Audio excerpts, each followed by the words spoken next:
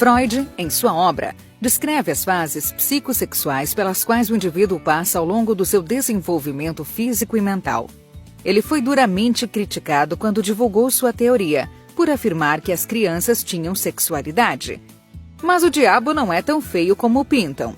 O que Freud afirma é que na medida em que a criança amadurece, ela vai desejando coisas diferentes e também vai encontrando formas diferentes de gratificar esses desejos. Há um misto de necessidades fisiológicas, descobertas e fantasias na psique infantil e não a sexualidade que existe no adulto. Vejamos.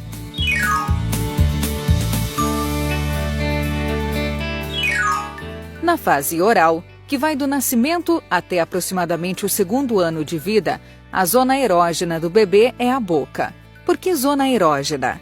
Porque é a área na qual se concentram as necessidades do bebê e suas gratificações. Simples assim, não tem nada a ver com a sexualidade do adulto.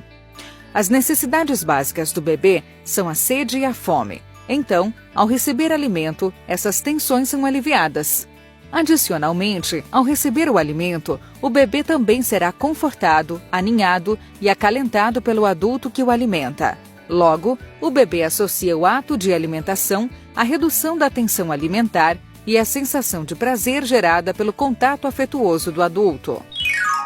A boca será a primeira parte do corpo que o bebê aprenderá a controlar, e é para ela que ele dirigirá toda a sua libido.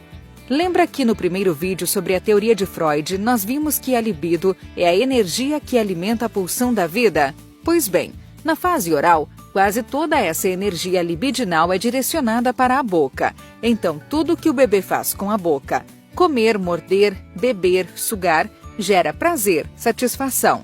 Por isso, ainda que o bebê esteja bem alimentado, ele desejará sugar objetos, por causa da pulsão.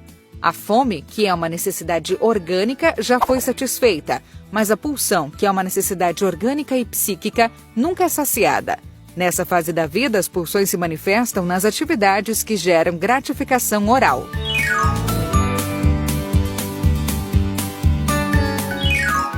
Entre os 2 e os 4 anos, a criança passa pela fase anal.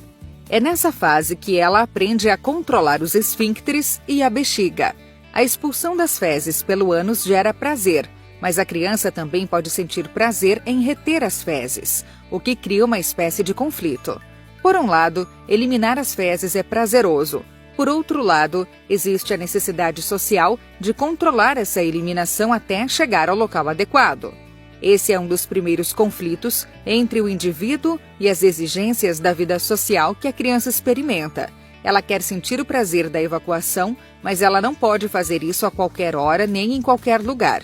Ao mesmo tempo, a criança percebe que quanto mais controle fisiológico ela adquire, mais ela é elogiada pelos adultos. Então, se por um lado é prazeroso evacuar, também é prazeroso reter.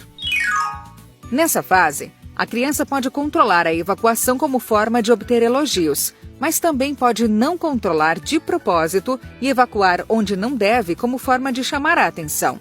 Também pode ser confuso para a criança perceber que os adultos a elogiam por controlar a evacuação, mas ao mesmo tempo consideram que ir ao banheiro é algo sujo e que deve ser feito de forma discreta.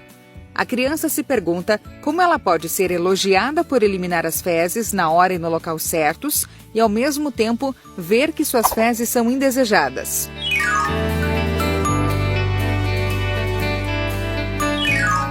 Por volta dos 4 anos tem início a fase fálica. Mas por que Freud chamou essa fase de fálica? Porque é nessa fase que a criança se dá conta de que tem um pênis ou de que lhe falta um. Os genitais passam a concentrar todas as tensões e atenções da criança.